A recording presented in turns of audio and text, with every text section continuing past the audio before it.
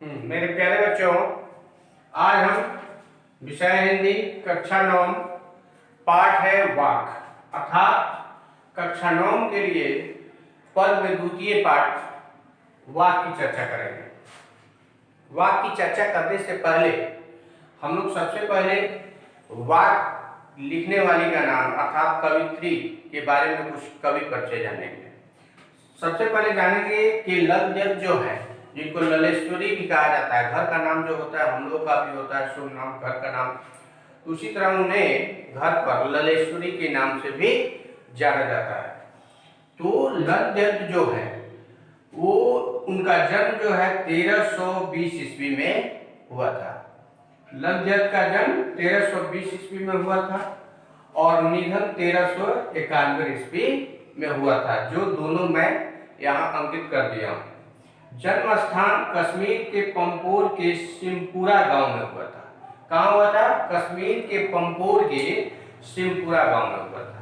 अब थोड़ा ललजल के बारे में मैं बताना चाहूँगा कि ललजल किस क्षेत्र की कवियत्री थी और उनका क्या मानना था, उनके पदों से क्या हमको प्राप्त होता है, सीखने को मिलता है, उसके बारे में हम चर्चा करेंगे। ललजल तुलसीदास और कबीरदास इनसे बहुत ही प्रेरित थे। कबीर जिन कबीरपंथी जो होती है या तुलसीदास जो रामचरितमानस की रचना की है, अर्थात ये सारे जितने पद हैं, चौपाइयाँ हैं, जितनी भी बातें तुलसीदास द्वारा रची गई है, लिखी गई हैं, चाहे कबीरदास के द्वारा बताई गई हैं, इन सबसे प्रेरित होकर ललजल ने वाक की रचना की। वो भी कबीरदास की तरह, तुलसीदास की तरह इस जीवन का क्या चक्र होता है, जीवन का क्या मुख्य उद्देश्य होता है, हम क्यों जन्म लेते हैं, किस उद्देश्य से जन्म लेते हैं, इन सारी बातों पर प्रकाश डालने का प्रयास करती हैं। और ललजल भी बताती है कि यह जीवन क्या है, आत्मा और परमात्मा क्या है, आत्मा का क्या कार्य है और परमात्मा का क्या कार्य है, और यह जीवन का मुख्य उद्देश्य क्या है, ये सारी बातों को बताने का प्रयास है। उनकी जो रचनाएं हैं वह बड़ा ही सरल, जटिल नहीं होता है, बहुत ही सरल होता है, और वह यह अपने पदों से, अपने रचनाओं से पूरे जीवन चरित्र को दर्शाने का प्रयास करती है। इस तरह से उनकी रचनाएं जो है, मुख्य रचनाओं में आता है वाक, जिसकी चर्चा आज हम लोग करेंगे। इसमें कुछ कठिन शब्द दिए गए हैं, जिसमें शब्दार्थ मैंने यहाँ लिखा है। जैसे कच्चे धागे का अर्थ होता है कमजोर सहारा, सकोरे का अर्थ होता है मिट्टी का वह बर्तन, यानी पात्र का अर्थ होता है बर्तन, अर्थात वह बर्तन जिनमें पानी या दूध पिया जाता है। परमात्मा का अर्थ होता है ईश्वर, भवसागर का अर्थ होता है संसार रूपी समुद्र, व्यर्थ का अर्थ होता है बेकार, भूख का अर्थ होता है तड़प, वेदना का अर्थ होता है चाहत, इच्छा, सम का अर्थ होता है ब्रह्म एवं अंतःकरण की इंद्रियों समन या निग्रह या नियंत्रण, अर्थात हमारी जितनी भी इंद्रियां हैं उस पर नियंत्रण का अर्थ होता है सम, अर्थात सम का अर्थ और बराबर भी होता है। इस तरह से कुछ अल्प जो ये कठिन शब्द थे या कवित्री के बारे में थोड़ा सा जो कवि परिचय था, इसके बाद हम आगे बढ़ेंगे, निरंतर आगे बढ़ेंगे। उसके बाद जानेंगे कि वह वाक में क्या क्या पद हैं, उसके भावार्थ क्या हैं, और वाक हमारे जीवन के लिए क्या है, हमारे जीवन को क्या सिखाना चाहता है, बताना चाहता है। तो हम सबसे पहले पहला वाक, अर्थात इनके द्वारा जो वाक लिखा गया उसका प्रथम चरण जो है, पहला चरण जो है वह है, पहला चरण, पहला वाक जो है, जिसमें कवित्री ने लिखा है, रचा है कि रस्सी कच्चे धागे की, रस्सी कच्चे धागे की खींच रही मैं नाव, अर्थात कवित्री अपने बारे में, स्वयं के बारे में बता रही हैं कि रस्सी कच्चे धागे की खींच रही मैं नाव, जाने कब सुन मेरी पुकार, करे देव भव सागर से पार, पानी टपके कच्चे सकोरे, व्यर्थ प्रयास हो रहे मेरे, जी में उठती रह हुक, घर जाने की चाह है मेरे। अब देखिए इसका कवित्री बताना है, इसका भावार्थ हम जानेंगे। कवित्री क्या सोचती है, क्या कहना चाहती है, इस पदों के माध्यम से हमें क्या संदेश देना चाहती है, क्या बताना चाहती है, ये हम बड़े ही प्यार से और पूरा विस्तार से समझेंगे।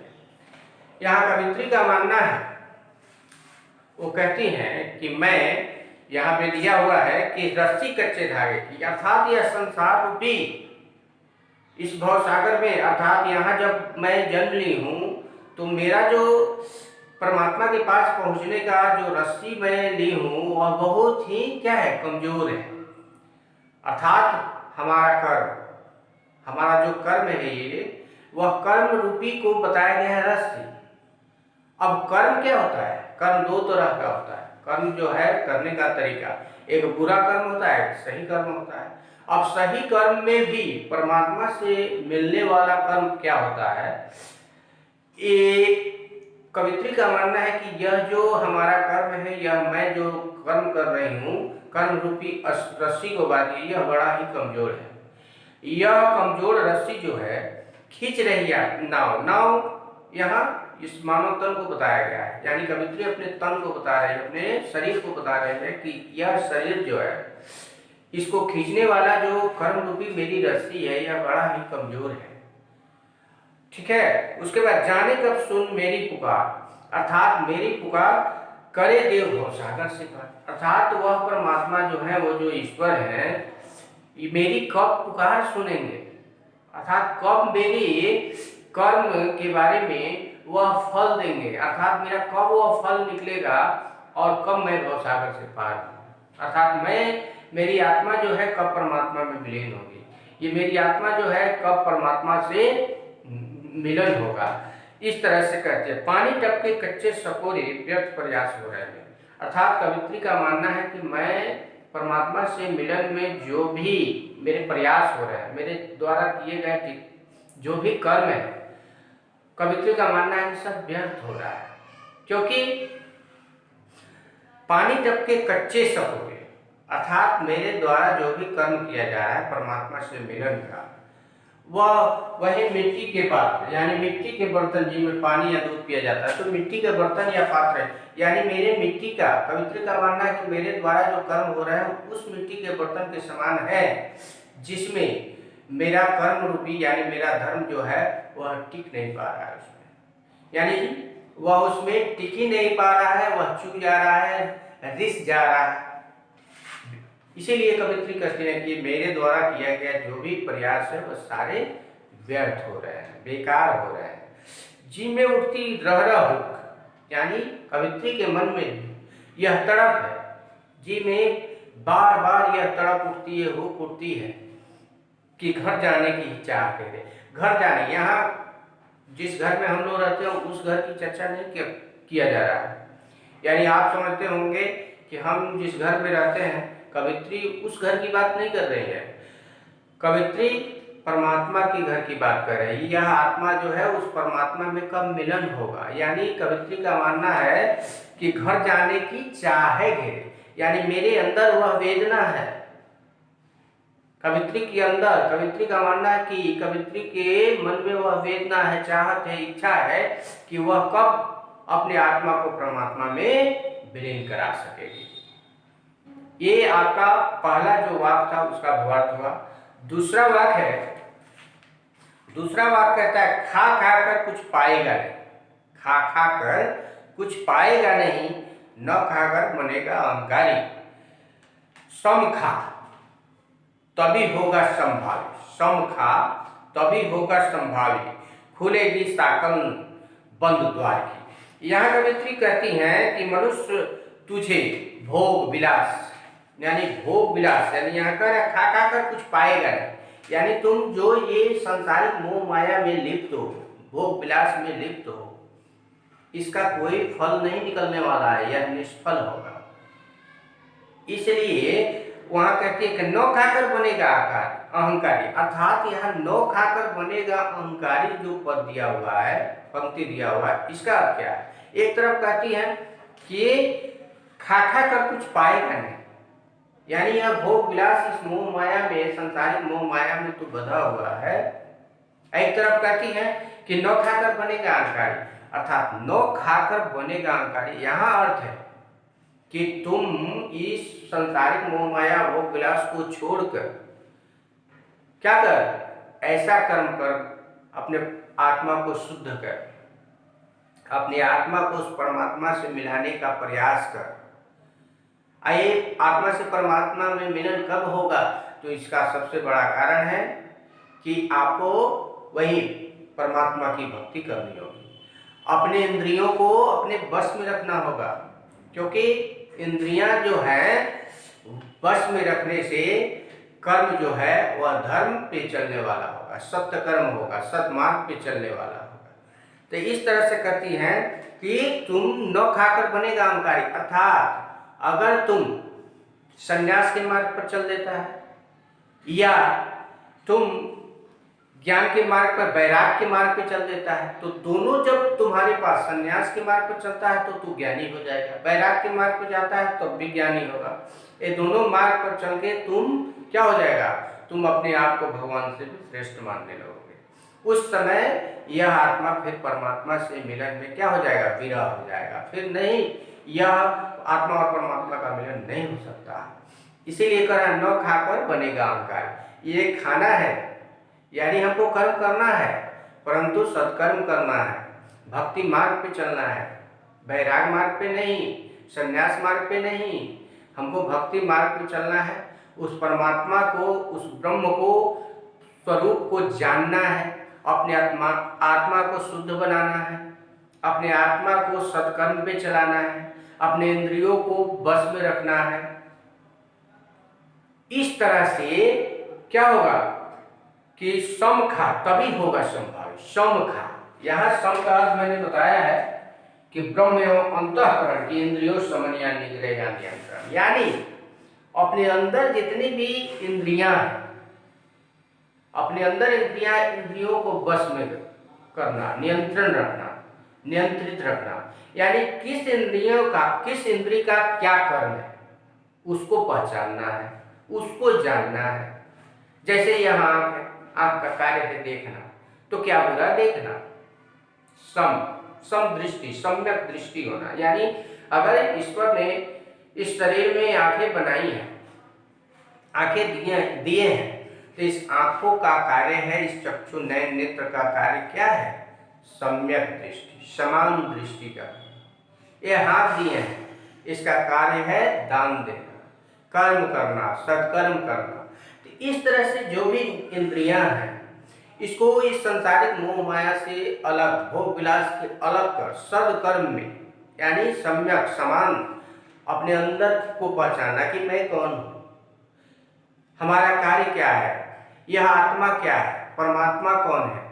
ये सारे ज्ञान को अपने अंतःकरण में नियंत्रण करना, अपने इंद्रियों को वश में रखना, उस परमात्मा को के बारे में जानना, आत्मा के स्वरूप को जानना, ये क्या होगा? तो कहता सब खाकर तभी होगा संभाव। इस तरह से अगर क्रियाएं करता है मनुष्य तो वो संभावी होगा।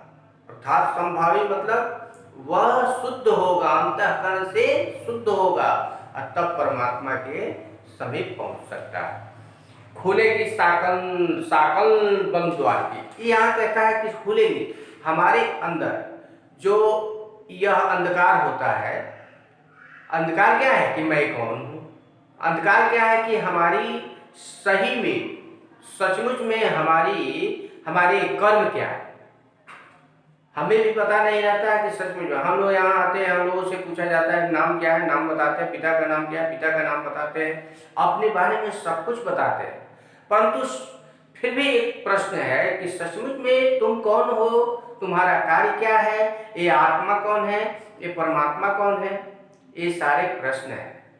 यह प्रश्न किसी और से नहीं पूछने, अपने आप से पूछने, और इसका हल अपने आप ढूंढना है, स्वयं ढूंढना है। तो वाक्य, दूसरे वाक्य में यही बताया गया है, एक प्रश्न है कि सचमुच में मैं कौन हूँ, मेरा कर्म क्या है, यह आत्मा कौन है, परमात्मा कौन है। यह प्रश्न चिन्ह है जिसका हल हमें ढूंढना है, स्वयं ढूंढना है। इसलिए इसको अगर ढूंढना है तो सबसे पहले हमको क्या होना? संभावी बनना पड़ेगा, यानी सदकर्म करना होगा। समभावी यानी सम्यक दृष्टि होनी चाहिए, सम्यक दृष्टि बनना पड़ेगा। इस तरह से हम लोगों का दूसरा वाक्य का भावार्थ हुआ। तीसरा वाक्य कहता है कि आई सीधी राह से गई न सीधी राह। आई सीधी राह से गई न सीधी राह, सुषुम सेतु पर खड़ी थी बीत गया दिन आह। जेब टटोली कौड़ी न पाई, माझी को दुख क्या उतराए। जेब टटोली कौड़ी न पाए, माझी को दुख क्या उतराए। यहाँ आप समझना है कि आई सीधी राह से गई न सीधी राह, इसका अर्थ क्या होता है। अर्थात आई सीधी राह, हमारा कैसे जन्म होता है इसको बताने की जरूरत नहीं है, सारे लोग जानते हैं कि हम लोगों का जन्म कैसे होता है। इसमें दो तथ्य है। हम जानते हैं कि हम अपने माँ के गर्भ से जन्म लेते हैं, और एक तरफ आध्यात्मिक दृष्टिकोण से बताया जाता है कि हमको परमात्मा इस धरती पर भेजे हैं। तो आई सीधी राह अर्थात हमारा जन्म क्या होता है, सीधा नहीं होता। आप जानते हैं कि टेढ़ा बच्चा पैदा होता है। अर्थात हम आई सीधी राह, हम सीधे आते हैं, लेकिन यहाँ ये बताया गया है कि गई न सीधी राह। तो राह सीधी क्यों नहीं जाते, क्योंकि ये संसारिक मोह माया में बन जाते हैं। हमारा जन्म तो टेढ़ा होता है, हम आते हैं टेढ़ा, परंतु यहाँ हम लोगों को कर्म करना है सीधा, सत्कर्म करना है, सीधी राह पे जाना है। हमारा जन्म हुआ है परमात्मा से मिलन के लिए, परंतु हम टेढ़े मेढ़े रास्तों को पकड़ लेते हैं, यानी बुरे कर्म में फंस जाते हैं। बुरा कर्म क्या है, संसारिक मोह माया। मोह माया, संसारिक मोह माया जो है, भोग विलास जो है, यह हमें सीधी राह पे जाने ही नहीं देता है। उस परमात्मा के ज्ञान, परमात्मा को जानने का समय ही नहीं देता है। न हम परमात्मा को जान पाते हैं, न अपने आप आत्मा को जान पाते हैं, और हम टेढ़ी मेढ़ी रास्तों पे भटक जाते हैं। कहता है सुषुम सेतु पर खड़ी थी बीत गया दीना, अर्थात वह परमात्मा जो है उस आत्मा से मिलने के लिए उस विरह वेदना में तड़प उठते हैं, विहलित रहते हैं, आह्लादित रहते हैं कि कब आत्मा जो है वह परमात्मा में आएगा। परमात्मा एक पथ पे खड़े रहते हैं उस आत्मा से मिलन के लिए, परंतु वह आत्मा इस संसारिक मोह माया से कभी मोह ही नहीं तोड़ पाता है कि उस परमात्मा के पास उस समीप जा सके। उसके बाद कहता है जेब टटोली कौड़ी न पाए, परंतु हम जब आते हैं टेढ़े मेढ़े रास्तों पे चल देते हैं, उस पथ को पकड़ लेते हैं जो हमारा सच्चा पथ नहीं है। अंत में हम क्या करते हैं, हम संपूर्ण जीवन टेढ़ी मेढ़ी रास्तों पे चलते हैं, अपना कर्म करते हैं, पढ़ते हैं, लिखते हैं, शादी विवाह होता है, पैसे कमाते हैं, इसके लिए कितने हमको अकर्म करने पड़ते हैं, झूठ साँच पाप करने पड़ते हैं। परंतु जब परमात्मा से मिलन यानी परमात्मा से मिलने की बारी जब आती है, उस समय तो आपका सत्कर्म हुआ नहीं। आपने तो टेढ़ी मेढ़ी रास्तों को चुना, आप तो सीधी रास्तों को चुने नहीं। जिसके लिए आपका जन्म हुआ था, जिसमें परमात्मा से मिलने के लिए आपका जन्म हुआ था, वो तो आपने चुना नहीं, आपने पकड़ लिया टेढ़ी मेढ़ी रास्ता। अंत में जब मृत्यु के गोद में जाते हैं, उस समय अपने जेब टटोली, अर्थात खाली हाथ आते हैं, खाली हाथ जाते हैं, उस समय आप पछताते हैं। उसके बाद कहते हैं माझी को तो क्या उतराए। उस समय ईश्वर परमात्मा बोलते हैं, उस समय परमात्मा याद आते हैं, परमात्मा याद आते हैं।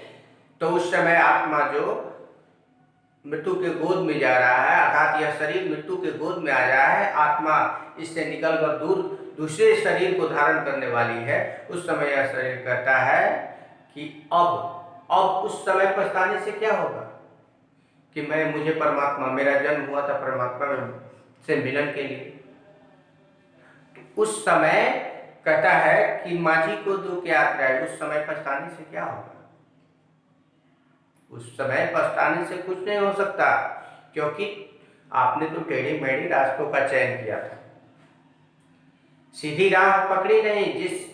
जिसके लिए आपका जन्म हुआ, जिस उद्देश्य की पूर्ति के लिए आप धरती पे आए, इस मृत्युलोक में आए, उस रास्ते को, उस सत्कर्म को, उस सदपथ को आपने छोड़ दिया। आपने क्या किया? टेढ़ी मेढ़ी रास्तों का चयन किया। इस तरह से हम लोगों का तीसरा वाक्य भी हुआ।